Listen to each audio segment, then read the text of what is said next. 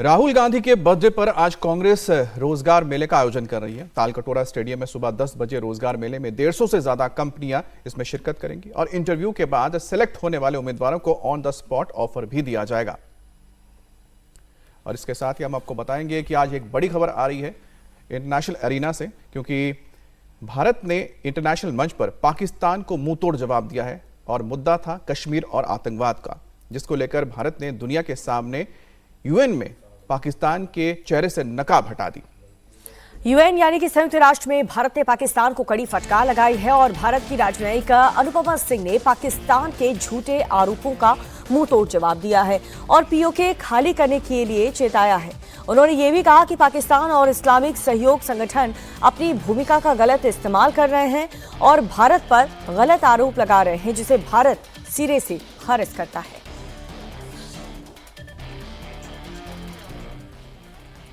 तो यूएन में भारत ने पाकिस्तान को करारी फटकार लगाई है। भारत की राजनयिक ने पाकिस्तान को मुंह तोड़ जवाब दिया है। पाकिस्तान ने भारत के कुछ क्षेत्र में अवैध कब्जा कर रखा है। सिंधु जल संधि और हमारा रुख बिल्कुल साफ है। आतंकवादियों को पालने वाला देश Pakistan. To exercise its right of reply in response to references made to it by Pakistan and the OIC. We categorically reject the baseless and malicious allegations made by Pakistan. We also categorically reject the references to JNK made by the OIC. Pakistan's propaganda is designed to mask its domestic failures and support for terrorism. Its misuse of the OIC coordinator's role only reinforces this deception. We have no desire to dignify such propaganda. However, we would like to make a few points. अब जम्मू और कश्मीर को लेकर के अनुपमा सिंह ने यह कहा कि वो भारत का अटूट हिस्सा था और रहेगा। हालांकि उन्होंने ये साफ साफ कहा कि पाकिस्तान को पीओके यानी कि पाकिस्तान अधिकृत कश्मीर खाली करना चाहिए, क्योंकि उसने भारत की जमीन पर अवैध कब्जा कर रखा है। Jammu and Kashmir was, is and will always remain an integral and inalienable part of India. The only unresolved issue is Pakistan's illegal occupation of Indian territories and their return. Mr. Vice President, Pakistan's propaganda cannot obscure the reality of repression in Pakistan-occupied Jammu and Kashmir. The ongoing tragedy in Rawalakot, the killing of hundreds of civilians and the brutal crackdown across Pakistan-occupied Jammu and Kashmir are the predictable outcome of a system built on forcible occupation and sustained through repression. Decades of military land grabs, demographic engineering and the denial of basic freedoms have brought matters to a point where even demand for bread, electricity, rights and dignity are met with bullets and brutality. This should surprise no one. An illegal and illegitimate occupation can be sustained only through force. दरअसल UN की बैठक में पाकिस्तान ने जम्मू कश्मीर पर फिर से पुराना राग आलापा था। भारत पर उसे बदनाम करने के आरोप लगाए गए थे, जिसे भारत ने सिरे से खारिज कर दिया। भारत की राजनयिक ने कहा कि पाकिस्तान के रक्षा मंत्री आतंकवादियों को पालते हैं और फिर भी पाकिस्तान खुद को आतंकवाद का शिकार बताता है। Mr. Vice President, this is the country where the sitting defense minister boasts of hosting, training and deploying terrorist as state policy, and yet Pakistan calls itself a victim of terrorism. Indeed, a paradox which only Pakistan could sustain. It is a living example of a Frankenstein state which is shocked when its own monster bites back. तो France में आयोजित सालाना G7 summit का समापन हो चुका है। PM Modi भी फ्रांस से भारत के लिए रवाना हो गए हैं। जिससे पहले फ्रांस के राष्ट्रपति इमैनुअल मैक्रों ने प्रधानमंत्री मोदी की फ्रांस की सफल यात्रा पर आभार जताया। इमैनुअल मैक्रों ने हिंदी में एक वीडियो भी जारी किया है और प्रधानमंत्री मोदी को अपना सच्चा दोस्त बताते हुए ये कहा कि फ्रांस और भारत की दोस्ती अमर रहे। प्रिय मित्र नरेंद्र, मुझे बहुत खुशी हुई आपका निस, एवियन और पेरिस मैं इसे 7वें दौरे के लिए स्वागत करके फ्रांस और भारत की दोस्ती अमर रहे। I hope it was correct, but my dear Narendra, dear Prime Minister, I wanted to thank you so much for your friendship. France loves you. I'm so happy you are with so many friends in Paris before leaving and going back to Delhi. I come to visit you in next February, but you are my true friend. We love you. Take care. प्रिय मित्र नरेंद्र, मुझे बहुत खुशी हुई आपका निस, avian और Paris मैं इसे 7वें दौरे के लिए स्वागत करके फ्रांस और भारत की दोस्ती अमर रहे। I hope it was correct, but my dear Narendra, dear Prime Minister, I wanted to thank you so much for your friendship. France loves you. I'm so happy you are with so many friends in Paris before leaving and going back to Delhi. I come to visit you in next February, but you are my true friend. We love you. Take care. और France के राष्ट्रपति Emmanuel Macron अगले साल भारत भी आ रहे हैं। Emmanuel Macron ने PM Modi से वादा किया है कि वो अगले साल फरवरी में भारत आएंगे और अपने दोस्त से मिलेंगे। इस दौरान मैक्रो ने पीएम के फ्रांस दौरे पर आभार जताया। उन्होंने कहा कि उन्हें खुशी हुई है कि पीएम मोदी फ्रांस आए। नीस, एवियन समेत पेरिस में भी दोनों की मुलाकात हुई। You are so generous with your time. Spending all these days between Nice, Evian, and now Paris. It means a lot to me. It means a lot to me. अब आपने भी वादा पूरा करना है। फरवरी में भारत में एक्स्ट्रा टाइम लेकर आना है। February, I took my commitment with you. I come just for you. वादा किया मैं पूरा निभाऊंगा ना और आपसे मिलूंगा। Thank you, Narendra. Thank you. Take care.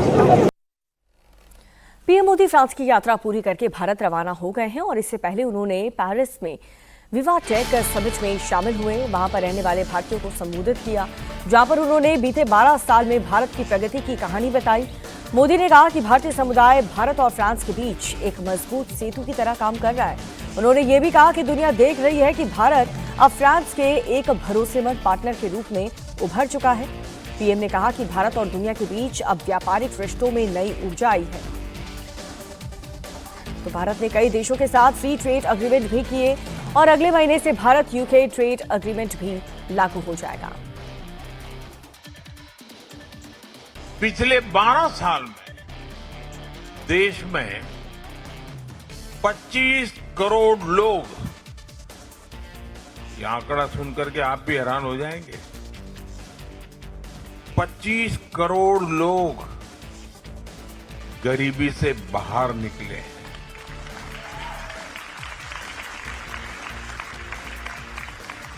यानी एक ऐसी प्रगति जिसका लाभ समाज के अंतिम व्यक्ति तक पहुंच रहा है। फ्रांस में जितने घर हैं, पूरे फ्रांस में टोटल जितने घर हैं, उससे भी अधिक पक्के घर बीते 12 वर्षों में हमने जरूरतमंदों के लिए बनाए हैं।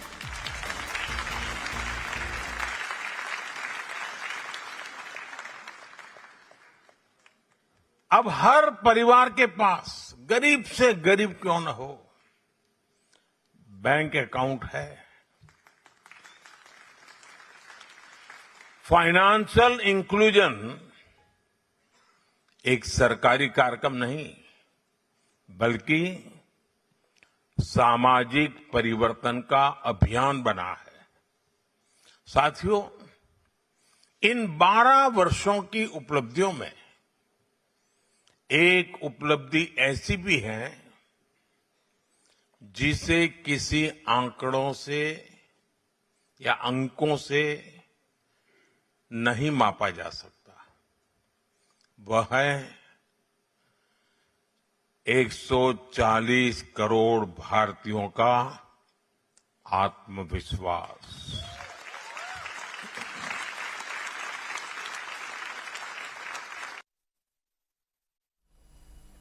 और इस मौके पर पीएम मोदी ने यूपीआई की खासियत का भी जिक्र किया। उन्होंने बताया कि यूपीआई का कमाल यह है कि यह अब पेरिस के एफिल टावर पर भी काम करता है। अब फ्रांस में यूपीआई के उपयोग का दायरा भी और बढ़ने जा रहा है। यानी भारत फ्रांस कनेक्ट भी इंस्टेंट और आपसी पेमेंट भी इंस्टेंट। साथियों, इन सभी पहलों से हम भारत और फ्रांस को और करीब ला रहे हैं और मैं फिर कहूंगा, इस साझेदारी की नींव, इस रिश्ते की असली ताकत आप सब है। आप सब मेरे देशवासी हैं। आज जब भारत तेजी से विकसित भारत के लक्ष्य की ओर बढ़ रहा है, तो मैं आप सभी से भारत के साथ और गहराई से जुड़ने का आग्रह करूंगा। इससे भारत की विकास यात्रा को नई शक्ति मिलेगी और आपको अपने पुरखों की धरती की सेवा करने का अवसर भी मिलेगा। शिवसेना उद्धव गुट में 6 सांसदों की बगावत की उथल पुथल जारी है और एक तरफ बागी सांसद हैं जो फिलहाल खामोश हैं और वहीं दूसरी तरफ उद्धव गुट है जो बागियों को सबक सिखाने की खुलेआम धमकी दे रही है। तमाम हंगामों के बीच आज शिवसेना का 60वां स्थापना दिवस है और इस मौके पर शिवसेना के दोनों गुट अपनी ताकत दिखाने की कोशिश करेंगे। शिंदे गुट का नेस्को सेंटर में कार्यक्रम होगा जहां पर शाम 6:30 बजे डिप्टी सीमेकार शिंदे कार्यकर्ताओं को संबोधित करेंगे और वहीं शिवसेना यूबीटी का साइन माटुंगा में कार्यक्रम होगा। उद्धव ठाकरे कार्यकर्ताओं को संबोधित करेंगे और इस दौरान उद्धव बागियों पर जमकर बरस सकते हैं। 6 सांसदों की बगावत के बाद एक बार फिर से शिंदे गुट और उद्धव गुट आमने सामने आ चुके हैं। दोनों एक दूसरे पर गंभीर आरोप लगा रहे हैं और इस बीच बागी सांसद दिल्ली से जयपुर शिफ्ट हो गए।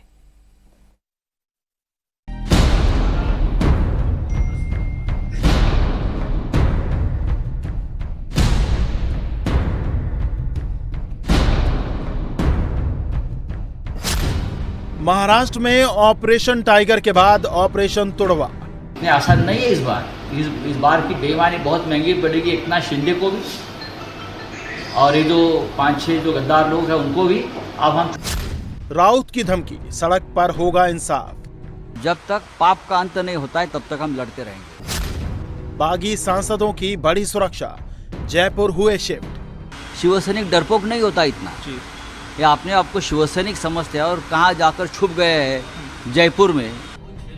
शिवसेना उद्धव गुट में बगावत के बाद पार्टी के नेता आउट ऑफ कंट्रोल हो गए हैं। संजय राउत से लेकर अरविंद सावंत तक बागी सांसदों को भर भर के गालियां दे रहे हैं। गुरुवार को दिल्ली में उद्धव ठाकरे ने पार्टी की मीटिंग बुलाई थी, लेकिन 6 बागी सांसद इसमें शामिल नहीं हुए, जिसके बाद उद्धव गुट के नेता संजय राउत का पारा हाई हो गया और गाली के साथ साथ खुलेआम धमकी देने लगे। महाराष्ट्र में जहां जहां ये लोग जिस चुनाव क्षेत्र से आए हैं वहां के लोग सड़क पर उतरे हैं। इतने आसान नहीं है इस बार की बेईमानी बहुत महंगी पड़ेगी, एक नाथ शिंदे को भी और ये जो 5-6 जो गद्दार लोग हैं उनको भी। अब हम चुप नहीं बैठने वाले। सुबह बताया हम लोगों उनको घर में रहना मुश्किल होगा। मैं आपको ऑन रिकॉर्ड बोल रहा हूँ, अपने चुनाव क्षेत्र में जाकर दिखाइए। वो अगर जाएंगे तो वहां भारत की सेना लेकर जाना पड़ेगा। संजय राउत की धमकी के बाद उद्धव ठाकरे गुट के 6 बागी सांसदों की सुरक्षा बढ़ा दी गई है। आधिकारिक वायरलेस मैसेज के मुताबिक गृह मंत्रालय के निर्देश पर महाराष्ट्र पुलिस को इन सांसदों को Y+ श्रेणी की सुरक्षा देने का आदेश दिया गया है। 6 बागी सांसदों को Y+ सुरक्षा मिलने पर संजय राउत ने फिर विवादित कमेंट किया। सोशल मीडिया पोस्ट में संजय राउत ने बागियों को डरपोक बताते हुए अपशब्द का इस्तेमाल किया। बागियों को Y+ सिक्योरिटी मिलने पर उन्होंने ऑपरेशन तुड़वा का इफेक्ट बताया। संजय राउत की धमकी पर बीजेपी ने शिवसेना उद्धव गुट पर निशाना साधा। पार्टी नेता दिनेश शर्मा ने कहा कि शिवसेना उद्धव गुट में झगड़े की असल वजह संजय राउत ही है। अभी इनकी बात का कोई महत्व तो रह गया है? हमको तो लगता है कि ये लोग इन्हीं को पार्टी से निकाल देंगे।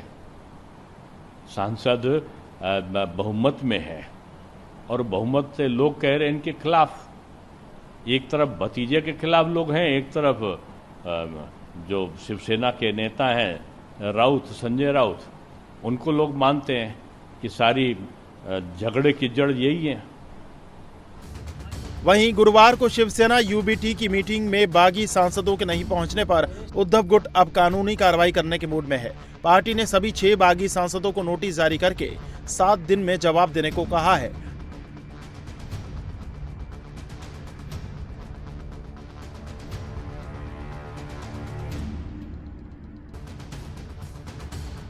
पार्टी ने साफ कर दिया है कि अगर नोटिस का जवाब नहीं मिला तो फिर बागी सांसदों पर कानूनी कार्रवाई होगी। अभी हमारे एक ही काम है कि हमने उनको आज नोटिस जारी कर दी है, वो शोकॉज नोटिस जिसे कहते हैं वो जारी करे। उस नोटिस के बाद में मिलते ही उनको 7 दिन के अंदर हमें उनको उत्तर देना है। अगर जवाब नहीं आए तो कानूनन कार्रवाई होगी। बताया जा रहा है कि एक दिन पहले इन सांसदों ने लोकसभा स्पीकर को चिट्ठी सौंपी थी। सांसदों ने चिट्ठी में उद्धव से अलग होने की वजह बताई है। उनका दावा है कि ठाकरे गुट के सीनियर नेता शिवसेना का विलय कांग्रेस में करना चाहते थे। बागी सांसदों ने आरोप लगाया कि उद्धव विचारधारा बदल चुके हैं, पार्टी का अस्तित्व बचाने के लिए हम अलग हो रहे हैं। बताया जा रहा है कि उद्धव के ये बागी सांसद शिंदे गुट की शिवसेना में शामिल हो सकते हैं। जहाँ तक मुझे पता चला है कि उभाटा जैसे पार्टियों में उनके जो नेतृत्व है लोगों से नहीं मिलते हैं, कार्यकर्ताओं से नहीं मिलते हैं, एमपी से नहीं मिलते हैं, एमएलए से नहीं मिलते हैं। और दूसरी तरफ से जिस प्रकार से उनके पार्टी के नेता अपने खुद के पार्टी के एमपीज को गालियां देते हैं, उन पर भ्रष्टाचार का आरोप लगाते हैं, दूसरे दिन कहते हैं कि वे हमारे साथ हैं, वे अच्छे लोग हैं, जिनका मानसिक संतुलन पूरी तरह से बिगड़ चुका है। संजय राउत की बात कर रहे हैं 100%। तो ऐसे लोगों में किसको विश्वास होगा? कोई एक सांसद होगा जिनको जनता ने चुनकर पार्लियामेंट भेजा है, वो ऐसे लोगों के साथ क्यों काम करना चाहिए? मैं मानता हूं कि लोगों को शिंदे साहब के नेतृत्व में काम करना है। लोगों को पता है कि शिंदे साहब महाराष्ट्र की जनता के लिए काम कर रहे हैं, संघर्ष कर रहे हैं, दिन रात अवेलेबल रहते हैं। और यदि लोगों को ऐसे नेतृत्व की चाहते हैं तो शिवसेना में 100% आकर काम करेंगे।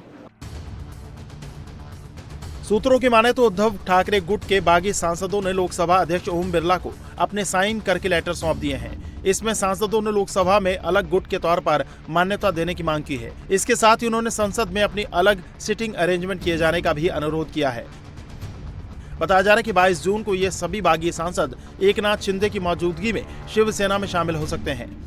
वहीं बागी सांसदों को दोबारा हृदय परिवर्तन न हो सके, इसलिए शिंदे गुट पूरी तरह एक्टिव है। सूत्रों की माने तो सभी 6 बागी सांसदों को दिल्ली से जयपुर शिफ्ट कर दिया गया है।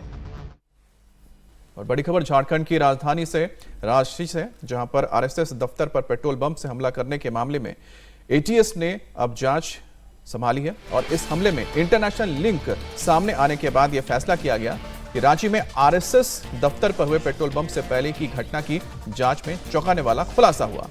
हमले के पीछे आतंकी साजिश होने के सबूत मिले हैं और इस हमले के तार सीधे तौर पर पाकिस्तानी खुफिया एजेंसी आईएसआई और आतंकी संगठन तहरीक तालिबान हिंद से जुड़ते नजर आ रहे हैं। पुलिस जांच में यह सामने आया है कि इस हमले की साजिश दुबई में रची गई थी और इस हमले में पकड़े गए आरोपियों से पूछताछ और उनकी जांच के बाद सामने आया कि उनमें से एक आरोपी दुबई में काम कर चुका है और इसी दौरान वो आईएसआई से जुड़े लोगों के संपर्क में आया था, जहां उसका ब्रेन वॉश करके रांची में आरएसएस दफ्तर पर बम से हमला करने का टास्क सौंपा गया। इस पूरे मामले में आईएसआई कनेक्शन सामने आने के बाद से एटीएस ने जांच ले ली है। अब तक इस मामले के 3 आरोपियों को पकड़ा गया। इनमें से एक आरोपी ने जब पुलिस से हथियार छीनकर भागने की कोशिश की तो पुलिस ने उसका हाफ एनकाउंटर भी कर दिया। फिलहाल उसका इलाज अस्पताल में किया जा रहा है। रांची के चुटिया थाना स्थित राष्ट्रीय स्वयंसेवक के प्रांतीय कार्यालय में 16 जून की रात पेट्रोल बम से हमला किया गया था। पुलिस ने 48 घंटे के अंदर आरोपियों को पकड़कर इस पूरे मामले का खुलासा कर दिया। पुलिस ने कोडरमा और बोकारो पुलिस की मदद से सैफ अंसारी और अमन अंसारी उर्फ गोलू को गिरफ्तार किया।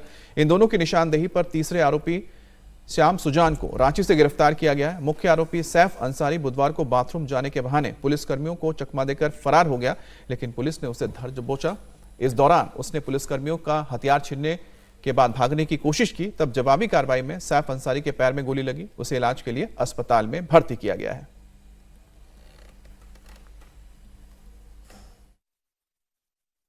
जो आरएसएस कार्यालय के बाहर जो फेंका गया था, जो पेट्रोल बम जो फेंका गया था, उसमें पुलिस के द्वारा 3 लोगों को, 3 जो मुख्य अभियुक्त थे उनको गिरफ्तार किया गया था। उसी क्रम में आज मॉर्निंग में लगभग 11:30 बजे के आसपास, जैसे कि आप देख सकते हैं साइड में जो बाथरूम है, उसका जो वेंटिलेशन विंडो है उसको तोड़ के एक अभियुक्त, सैफ नाम का जो अभियुक्त है, उसने भागने का प्रयास किया और वो सक्सेसफुल भी रहा। उसके बाद रांची पुलिस के जितने भी कम्युनिकेशन मैकेनिज्म है सभी को एक्टिवेट किया गया। सारे थाना प्रभारी और जितने भी माइक पीसीआर सभी को अलर्ट किया गया और जो हमारे व्हाट्सएप ग्रुप है या फिर जो हमारा वायरलेस है उस पर भी सभी लोगों को अलर्ट किया गया। और फाइनली ये पाया गया कि वो भागने के पश्चात उसका घर है लोहरदगा, तो लोहरदगा जाने वाली बस में वो बैठा हुआ था भागने के पश्चात, और वहाँ से फिर उसको दोबारा से डिटेन करके जब लाया जा रहा था तो लाने के क्रम में उसने दोबारा से भागने का प्रयास किया, और इस बार उसने जो है जो पुलिसकर्मी है उसकी पिस्टल छीन के भागने का प्रयास किया, क्योंकि इस बार उसको और मुश्किल लग रहा था। और उसी क्रम में जब उसको रोकने का प्रयास किया गया तो वो रुका नहीं और उसने जवाबी कार्रवाई में पुलिस की फायरिंग में उसके पैर में गोली लगी है। और अब खबर यूपी के हापुड़ से है, जहां पर पुलिस के साथ मुठभेड़ में 50,000 का इनामी बदमाश मारा गया है। बदमाश एक व्यापारी के यहां पर डकैती की घटना में बातचीत चल रहा था, जिसे देर रात जब चेकिंग के दौरान पुलिस ने रोकने की कोशिश की तो उसने पुलिस पर फायरिंग कर दी। फायरिंग में एक पुलिसकर्मी घायल हो गए, जिसके बाद जवाबी कार्रवाई में पुलिस ने बदमाश को गोली मार दी, जहां पर इलाज के दौरान उसकी मौत हो गई। और वहीं पुलिस को बदमाश के पास से एक अवैध पिस्तल, कारतूस और एक बाइक बरामद हुई है। ये बड़ी खबर आपको बता रहे हैं यूपी के हापुड़ की, जहां पर 50,000 का इनामी बदमाश, जिसे हापुड़ पुलिस ने तत्परता दिखाते हुए पकड़ा और फायरिंग में ये ढेर हो गया। पुलिस की टीम बुलंदशहर रोड पर चेकिंग कर रही थी। उस दौरान एक संदिग्ध व्यक्ति मोटरसाइकिल से आते हुआ दिखा। उसको रोकने पर बाइक घुमा करके वह व्यक्ति पुलिस पार्टी को चकमा देखते हुए भागने की कोशिश किया। पुलिस पार्टी ने उसका पीछा किया और कोतवाली नगर टीम द्वारा फ्लैश किया गया मैसेज, जिससे हमारे थाने जनपद हापुड़ के अन्य थाने सक्रिय हुए और कोतवाली नगर की टीम बदमाश का पीछा करते हुए लगातार आगे बढ़ रही थी। साथ ही साथ बदमाश जाकर के बुलंदशहर रोड पर सादिकपुर गांव की तरफ जाने वाले रास्ते पर मुड़ गया और लगातार कोतवाली नगर की टीम उसके पीछे थी। गोदी गांव की तरफ से कोतवाली देहात थाना क्षेत्र की जो टीम थी, थानाध्यक्ष कोतवाली देहात गोदी की तरफ से आगे बढ़ रहे थे और दोनों टीम के बीच में अपने को फंसा हुआ महसूस करने पर उस बदमाश ने गोदी के जंगलों में ट्यूबवेल का आड़ लेकर के उसने पुलिस पार्टी पर जानलेवा हमला किया। पुलिस पार्टी ने आत्मरक्षार्थ फायरिंग की, जिसमें वो बदमाश गंभीर रूप से घायल हुआ है, जिसको CSC में भेजा गया था कोतवाली नगर की। यहाँ पर इसको डॉक्टरों ने मृत घोषित कर दिया है। 1 तारीख को एक व्यापारी के घर में बंधक बना करके डकैती की गई थी। उस घटना का वांछित अभियुक्त था और इसके ऊपर 50,000 का इनाम था। इसके अलावा इस अपराधी पर पहले भी डकैती का एक मुकदमा दर्ज है, गैंगस्टर एक्ट का एक मुकदमा पहले से भी इसके ऊपर दर्ज है और साथ ही साथ अन्य विधिक कार्रवाई जा रही है। और खबर अयोध्या के राम मंदिर में चढ़ावा चोरी से जुड़ी हुई है, जिसकी जांच SIT ने तेज कर दी है। तो चढ़ावा चोरी के आरोपों के बीच आज मुख्यमंत्री योगी आदित्यनाथ अयोध्या पहुंचेंगे। CM हनुमानगढ़ी में दर्शन पूजन करेंगे, जिसके बाद वो राम मंदिर परिसर जाएंगे और रामलला के दर्शन करेंगे। हालांकि इस दौरान मानव जन्मभूमि तीर्थ क्षेत्र ट्रस्ट के महासचिव चंपत राय CM के साथ मौजूद नहीं रहेंगे, क्योंकि उन्हें DM की ओर से नोटिस जारी करके उनकी जगह किसी और को भेजने को कहा गया है। दूसरी ओर चढ़ावा चोरी पर राम मंदिर ट्रस्ट को RJD सांसद सुधाकर सिंह ने नोटिस भेजा है। दान और खर्च का पूरा हिसाब मांगा है, जिसे लेकर सियासत भी तेज हो गई है।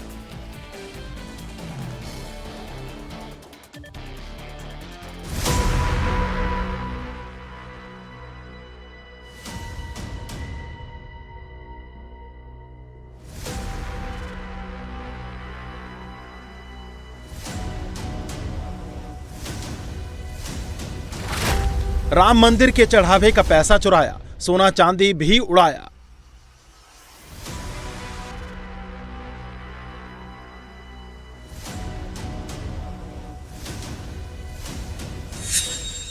दर्शनार्थी श्रद्धालु भावनात्मक एक तरीके से प्रेरित होकर अपनी अंगूठी निकाली, उन्होंने उस दान पात्र में डाल दिया।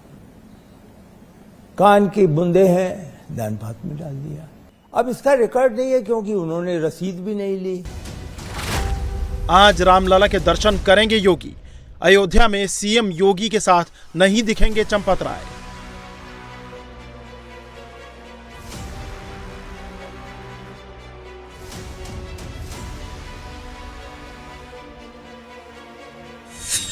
जनरल सेक्रेटरी साहब जो हमारे हैं ट्रस्ट के, श्री चंपत राय जी, मैं कभी भी उनके निष्ठा पर सवाल नहीं उठाऊंगा।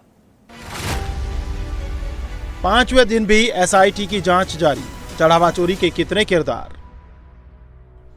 राम मंदिर में चढ़ावे का पैसा किस किस ने खाया, कितने लोगों में बंटा, इसके पीछे कितने किरदार हैं, कौन बड़ा हिस्सेदार है, कौन छोटा, इन एक एक सवालों का जवाब एसआईटी पिछले 5 दिनों से ढूंढ रही है। और इन सब के बीच आज सूबे के मुखिया योगी आदित्यनाथ अयोध्या पहुंच रहे हैं। रामलला के दर्शन करेंगे, हनुमानगढ़ी भी जाएंगे। अब सीएम अयोध्या में रहेंगे तो जाहिर है मंदिर में चढ़ावा चोरी की जांच को लेकर वो एक एक जानकारी लेंगे। सीएम योगी दोपहर 2:55 पर राम कथा पार्क हेलीपैड पहुंचेंगे। 3 बजे हनुमानगढ़ी का दर्शन पूजन करेंगे और इसके बाद राम मंदिर परिसर पहुंचकर रामलला के दर्शन पूजन करेंगे।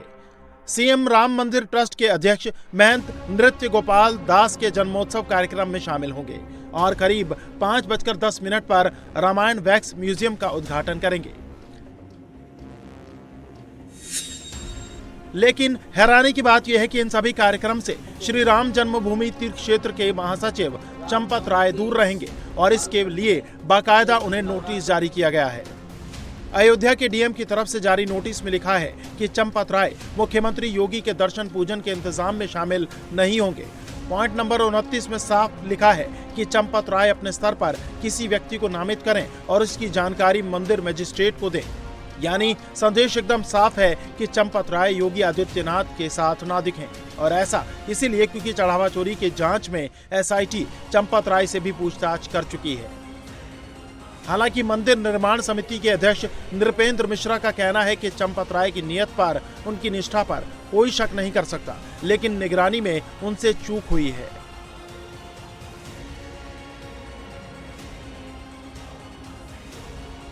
एसआईटी अब तक चढ़ावे की काउंटिंग, उसे बैंक में जमा कराने के काम में लगे 42 लोगों से पूछताछ कर चुकी है। लेकिन सबसे बड़ा सवाल यह है कि इस मामले में अब तक कोई एफआईआर दर्ज नहीं हुई।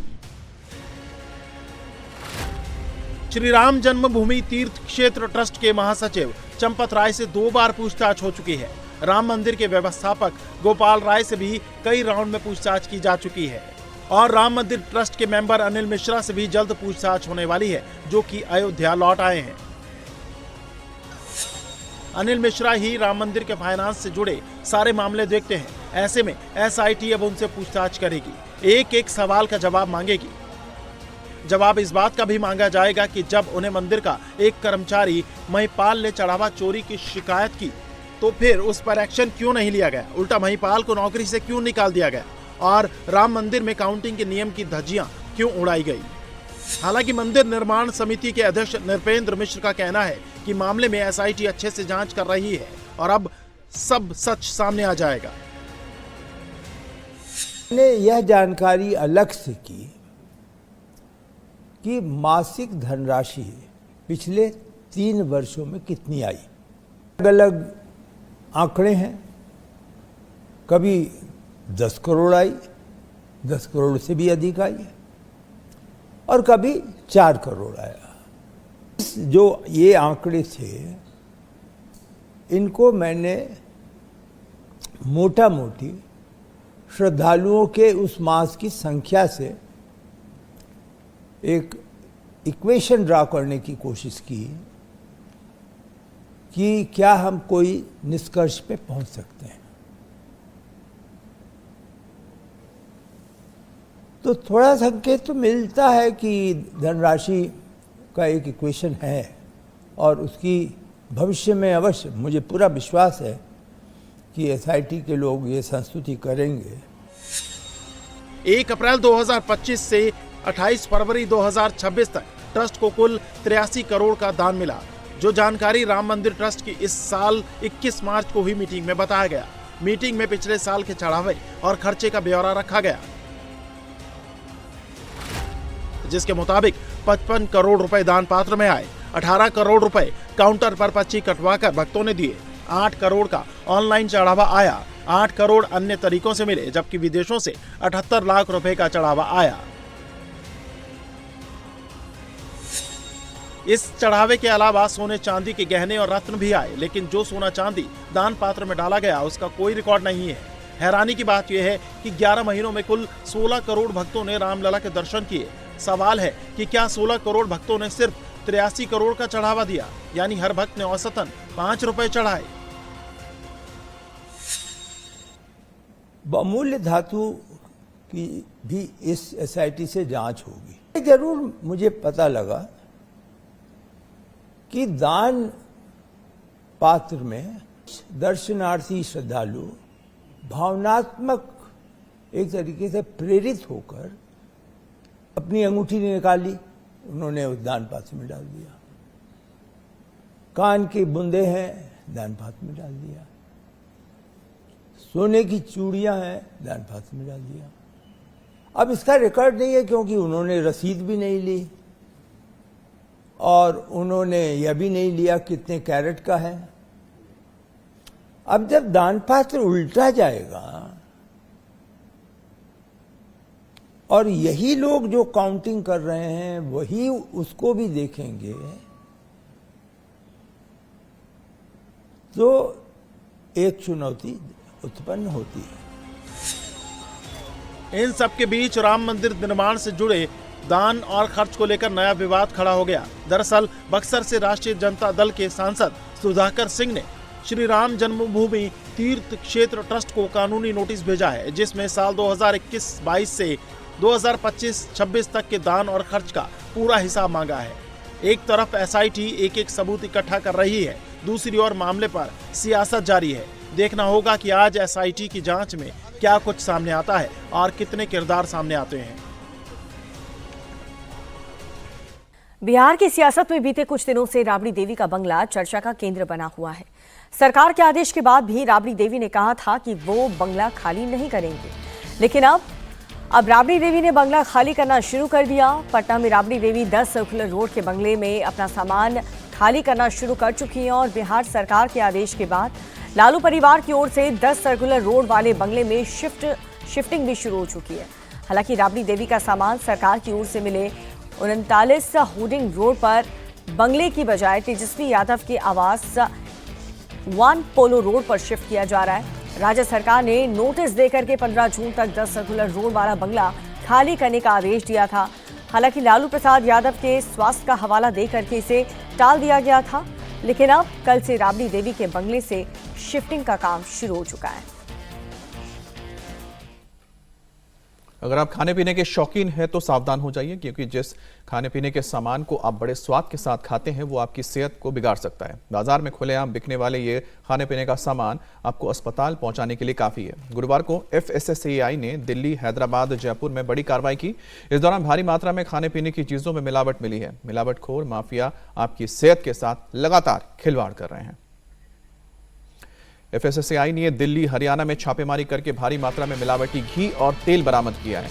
FSSAI ने दिल्ली के द्वारका के धूल सिरस गांव में छापेमारी के दौरान करीब 1020 लीटर मिलावटी तेल और 1500 लीटर मिलावटी घी बरामद की है। वहीं हरियाणा के सोनीपत स्थित MS बालाजी फूड प्रोडक्ट से 4000 लीटर मिलावटी घी जब्त किया गया है। FSSAI के मुताबिक ये लोग बिना वैध FSSAI के लाइसेंस और जरूरी लेबलिंग के प्रीमियम देसी घी भी बेचने का और साथ ही प्रचार करने का काम कर रहे थे। और वहीं जयपुर में सॉस और मेयोनीज बनाने की नकली फैक्ट्री का खुलासा हुआ। यहां पर खो नौग्रियान इलाके में नेचुरल ब्रांड के नाम से सॉस और मेयोनीज बनाई जा रही थी। खाद्य विभाग ने छापेमारी की कार्रवाई करते हुए यहां से 2280 किलो खाद्य सामग्री जब्त की है। इस दौरान टीम को फैक्ट्री में सॉस बनाने का सामान अनहाइजेनिक हालत में मिला है।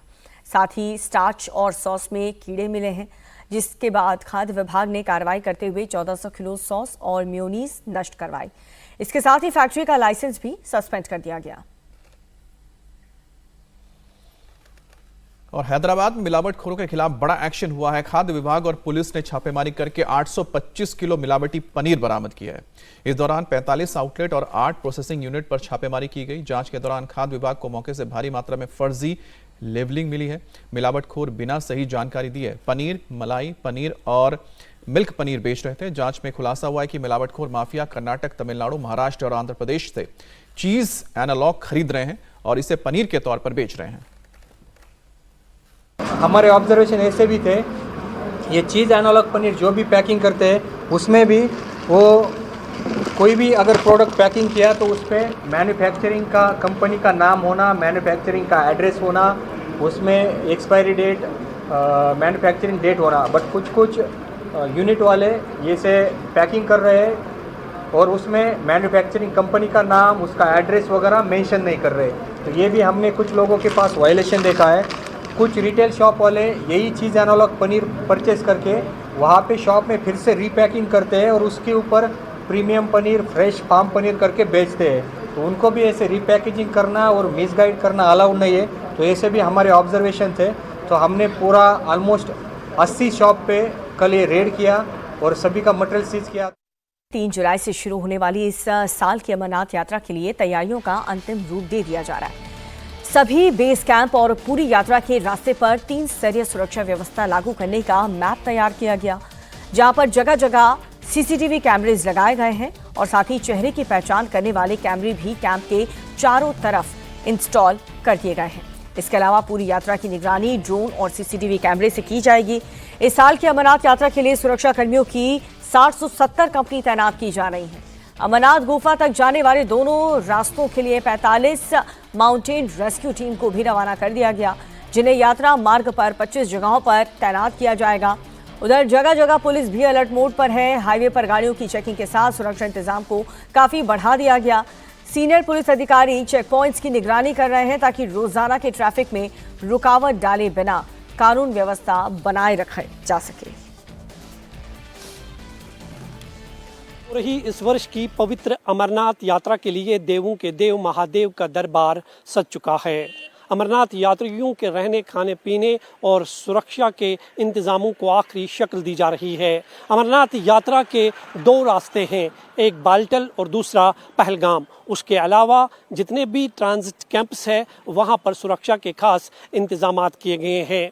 जगह जगह पर सुरक्षा बल के जवानों की तैनाती की गई है। सीसीटीवी कैमरास के साथ साथ फेस आइडेंटिफिकेशन कैमरास भी लगा दिए गए हैं और दोनों रास्तों और ट्रांजिट कैंप्स पर 400 से अधिक ऐसे कैमरास लगाए गए हैं, जिन कैमरों की मदद से किसी भी OGW वर्कर, एक्टिव मिलिटेंट की पहचान की जा सकती है।